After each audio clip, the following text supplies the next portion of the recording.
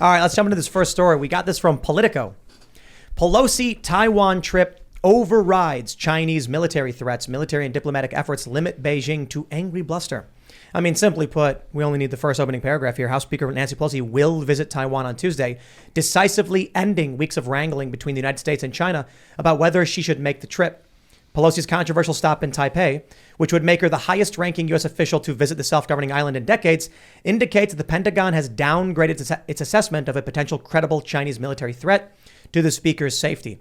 Beijing has strongly protested Pelosi's Taiwan visit and issued lurid warnings of a stern Chinese response. Quote, a visit to Taiwan by her would constitute a gross interference in China's internal affairs and lead to a very serious situation and grave consequences, Chinese Foreign Ministry spokesperson Zhao Lijian said Monday. I'm assuming you guys saw as well.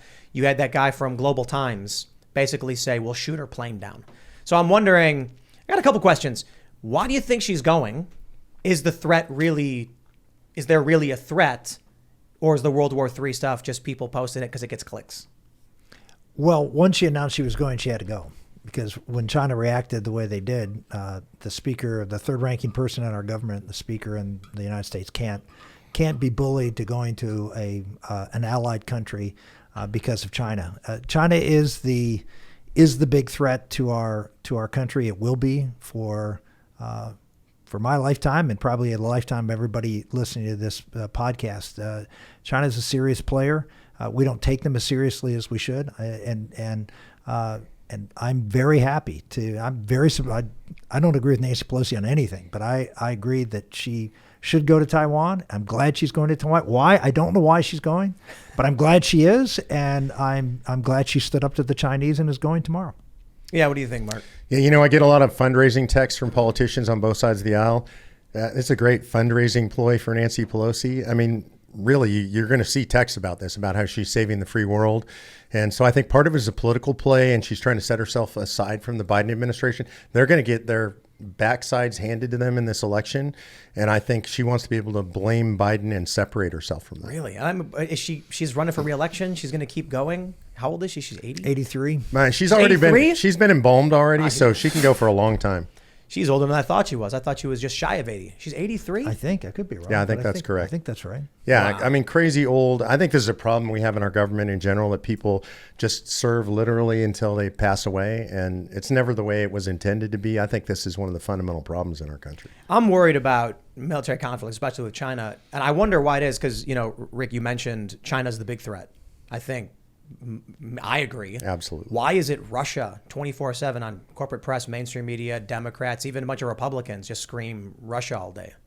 Well, because Russia attacked Ukraine. I mean, no one was screaming Russia. Up until then. Trump and Russia and the Russian collusion. Well, everyone was screaming Russia because of Russian collusion, but they weren't concerned about Russia as a great threat to the country.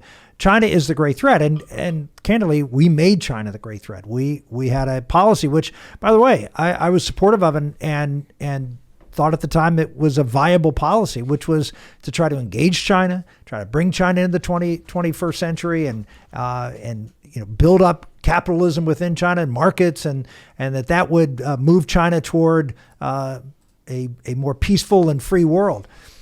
All we've done is arm them with many more resources than they would have ever had they stuck in their old pre-market days, and made them a real threat. We have to start acting differently. That's a whole nother discussion, but we're not doing enough to confront China right now. Do you regret your position in China? Well, do I regret it? Was it a good idea? Was it a viable option? It hadn't been tried before, and you can say, well, we tried it. It didn't work. I hate going back and said, well, it was a bad idea. Well, no, it was actually an interesting idea. Could it have worked? Maybe with a different leader in China, maybe with I don't know, but it didn't work. I think we just have to recognize it didn't work. There's a long-term misunderstanding of Americans of culture internationally. I think we're very ethnocentric. We have a Western cultural view. The idea that you were going to take a country with a 3,000-year history and change their view of themselves in the world. They call themselves the one sun. There's only one sun in the galaxy, and that's China. They've always believed that. And so I think it's just, and I think we do this I'm not pointing at you in particular, but I think we do this as a nation, that we look at other countries and we think, oh, they have the same aspirations as we do. They want to be part of the world community. It was never China's aspiration. I'm not saying I understood this back then. I'm saying in hindsight, and I think we need to look at the world more realistically. Where are they actually coming from? What's their history? What do they really want? Not what can we do? What will they do if we're nice to them, which tends to be our foreign policy. The only thing I would say is we have to look at it in the context of when this happened. This was basically the late 80s and 90s, and the Soviet Union had fallen. The Iron Curtain had fallen, and so we were feeling our oats that in fact we can affect the course of geopolitics. If you remember, books were written, The End of History, right? Where democracy and capitalism, that was going to be it. And that was hubris, but if you look at how things had gone thanks to Reagan and others who stood up against the Soviets and did infiltrate them with a lot of information about free speech and capitalism, you can make the argument it sort of worked. Now, what's happened since then has been a cluster, but it was not an irrational thing to contemplate at the time. I think it's the inverse. I think you had a lot of special interests in the United States that thought, we could democratize China, we could, bring capitalism there. Instead, what's ended up happening is the weird authoritarian communist woke stuff has been seeping into our side of things. Our movies are being edited to placate China, not the other way around. Yeah, and I think, look, there's a military power, raw military power, what they do in South China Sea. The economic power and their understanding of economic leverage has been extraordinary. The amount of Chinese money that's flowed into this country, it's not that hard to buy most people. I hate to say that, but when you go to somebody and here's a few $1 million and people have never been able to imagine that kind of money, and all you have to do is be nice about China, censor some stuff about China, people do it. Do you know the stories about how the Chinese would manipulate POWs or in war? No. What they would do is they would say something like, if you want to eat today, you need to tell us one thing that you think is wrong with America. Or something to that effect, like whatever country they were from. And they would say something like, we've got a homelessness problem, right? Of course, America's not perfect, but it's one small step at a time. That's the psychological manipulation.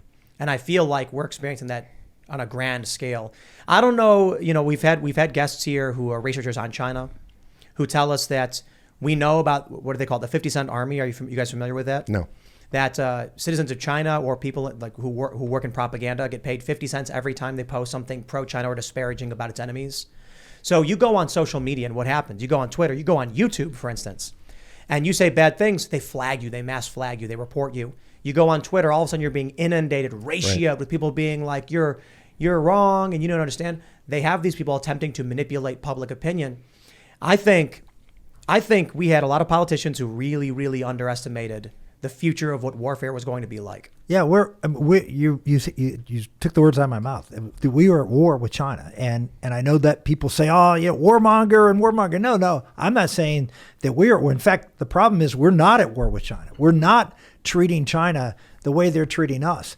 The espionage that goes on here, the stealing of technology. I mean, it is incredible how much of American created ingenuity has been expropriated to China. And yet we allow thousands, maybe millions, I don't know, of Chinese to come here, to go and get educated here in our countries and bring all that technology back. Farmland here? Yeah. Oh man. It's insane. We have to sort of take a step back and say, why are we letting people come into this country who are here to steal technology, to be educated, to come turn around and then use it against us? So again, we aren't on a war footing when it comes to China. We would never, during pick another period of history when someone was attacking us, we would never allow them to come and have positions of power and authority and education and use it to hurt us. And we do with China. And I think, again, you hit the point. A lot of it is money. I mean, the fact is these universities need these students and want these students because they pay cash. It's also true of private independent boarding schools. If you look at the ratio of international students, when a school is about to go under, they start really opening the doors to international, specifically, usually it's China and Korea, because their families have the money to pay tuition. They don't have to offer scholarships. I feel like in my lifetime, we've always had sort of been on our back foot with China. And I agree, it's definitely the economic chokehold that they have on us. I mean, when the White House announced they were going to boycott the Olympics this year, it was like, well, we're going to diplomatically boycott. What's going on with the Uyghurs is really bad. Pathetic. So we're not going to send Biden, but also athletes, don't take your phones because they will be hacking them. It's just routine. Like, we took this very strange, like, just boycott. Just don't go. Don't send anyone. And that is definitely a tragedy for a lot of athletes who've worked really hard for that. But we just always placate China. We don't take this cohesive stance. We always sort of say, well, we're sort of against that. Well, we don't know. And I think it's so strange. It is the worst part of American foreign policy for me. Because we're economically dependent upon them. Mm-hmm. Thanks for checking out this segment from the Timcast IRL podcast. But if you want to check out the full show live, tune in Monday through Friday at 8 p.m. And if you want more special access content, head over to timcast.com and become a member.